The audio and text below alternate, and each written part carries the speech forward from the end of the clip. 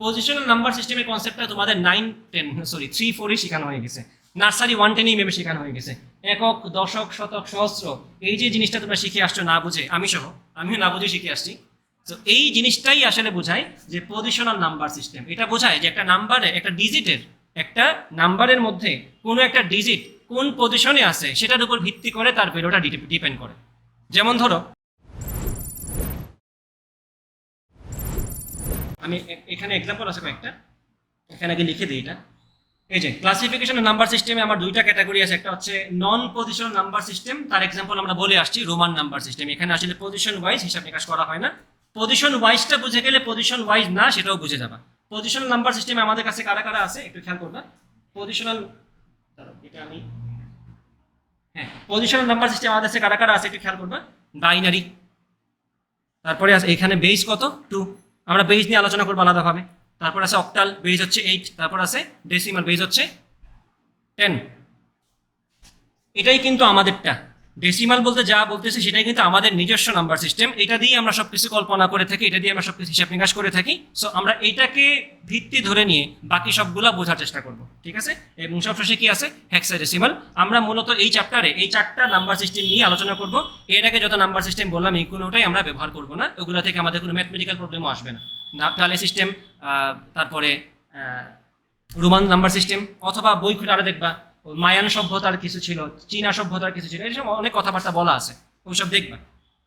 ওকে, এই যে নাম্বার সিস্টেমটা, এই যে খেয়াল করবে একটু, এখানে সুন্দর করে এটা লেখা আছে। তোমরা যদি চাও এই জিনিসগুলো একটু লিখে নিতে পারো। এই যে নাম্বার সিস্টেম আমাদের টোটাল কয়টা পড়বো চ্যাপ্টারে? 4টা। বাইনারি, বেস হচ্ছে 2। বেস বলতে কি বোঝায় আমি তোমাদেরকে বোঝাচ্ছি, এটাকে তুলে ফেলো। Binary, octal, decimal, hexadecimal. এবং এটা অনেকটা তোমাদের ওই কেমিস্ট্রিতে পড়া উপস্তরের মতো। প্রধান উপস্তর কি জানি বলে, এটাকে এন কে কি বলা হয়? প্রধান কোয়ান্টাম সংখ্যা। তারপর বলা হয় সহকারী কোয়ান্টাম সংখ্যা। সেই সহকারী কোয়ান্টাম সংখ্যা যে এলটা, সেটার মান কত হয়? 0 থেকে n-1 না? এখানেও সেম কথা। এখানে বেস যদি হয় 2, বেস যদি হয় r, ডিজিট থাকবে কয়টা? ডিজিট থাকবে কি 0 থেকে r-1 পর্যন্ত। যেমনটা আমাদের প্রধান কোয়ান্টাম সংখ্যা 3 হইলে সহকারী কোয়ান্টাম সংখ্যা কত হয়? 0 থেকে 2 পর্যন্ত, 0, 1, 2। এখানেও সিমিলার। 8টা বেস হচ্ছে 8, সো 0 থেকে 7 পর্যন্ত লিখবো। বেজ হচ্ছে 10, 0 থেকে 9 পর্যন্ত লিখবো। বেজ হচ্ছে 16, 0 থেকে 15 পর্যন্ত লিখবো। এটার সাথে কিন্তু এটাও আছে, একটু খেয়াল করো নিচে দিয়ে এ বি সি ডি এগুলা। বেজের আরেক নাম রেডিক্স, ওইটা থেকে আর শব্দটা আর এই জিনিসটা আসছে, ওই যে আর্টস কমপ্লিমেন্ট বলি আমরা, বেজের আরেক নামই হচ্ছে রেডিক্স। প্রতি শব্দে বলতে পারো, সিনোনিম। তোমাদেরকে আমি এখান থেকে কিছু জিনিসপত্র বুঝিয়ে দিই, তাহলে ব্যাপারটা ক্লিয়ার হবে। খেয়াল করো, এই যে একটু আগে যে কথা বললাম, বেজ 2, সো ডিজিট থাকবে কত থেকে কত? 0 থেকে 2-1, 1। তাহলে আছে খালি কে 0 আর 1। বেস 2 মানে আমার এখানে ডিজিট 2টা। আর বাইনারি ডিজিটকে আমরা বলে থাকি কি? বিট। এটা এমসিকিউ টপিক হিসেবে রাখতে পারো মাথায়, যে বাইনারি ডিজিটকে আমরা কি বলি? যে কোনো নাম্বার সিস্টেমের ডিজিটকে আমরা ডিজিটই বলি, বাট যেহেতু সেটা বাইনারি হয় তার ওই ডিজিট 2টাকে আমরা আলাদাভাবে কি বলি? বিট। তো বিট বলতে আসলে 0 আর 1ই বোঝায়। আমরা নেটওয়ার্কিং এটা পড়ে আসছি, বিট আমরা ট্রান্সফার করি, তাই না? ওকে, অক্টাল যখন বেস হচ্ছে 8, এবং এখানে 0 থেকে 8-1 মানে 0 থেকে 7 পর্যন্ত থাকবে, 0 to 7। ডেসিমাল মানে বেস হচ্ছে 10, এখানে 0 থেকে 9, যেটা আমাদেরটা, আমরা 0 থেকে 9 পর্যন্ত ডিজিট ব্যবহার করে থাকি। আর হেক্সাডেসিমালে 0 থেকে 15, কিন্তু 15 পর্যন্ত কিন্তু আমাদের হাতে আমাদের নিজস্ব কোনো ডিজিট নাই। সুতরাং আমরা 0 থেকে 9 পর্যন্ত তো ম্যানেজ করতে পারলাম, বাট 10 প্রকাশক কোনো ডিজিট তো আমাদের হাতে নাই। 10 তো একটা সংখ্যা, আমি যদি 10কে চাই একটা ডিজিট দিয়ে প্রকাশ করতে, এটা তো একটা সিঙ্গেল ক্যারেক্টার হওয়া লাগবে। সো আমরা যেটা ডিজাইন করছি, আমরা না, যারা করছে তারা, আমরা সব কিছু কি নিজের কাঁধে নিয়ে নিব না? এ বি সি, তাহলে 10 বলতে আমি বোঝাচ্ছি এ হেক্সাডেসিমালে আর কি, বি দিয়ে বোঝাবো 11, সি দিয়ে বুঝবো 12, ডি দিয়ে বুঝবো 13, আর ই দিয়ে বুঝবো 14, আর এফ দিয়ে বুঝবো 15। আমাদের কি 15 পর্যন্ত লাগবে না?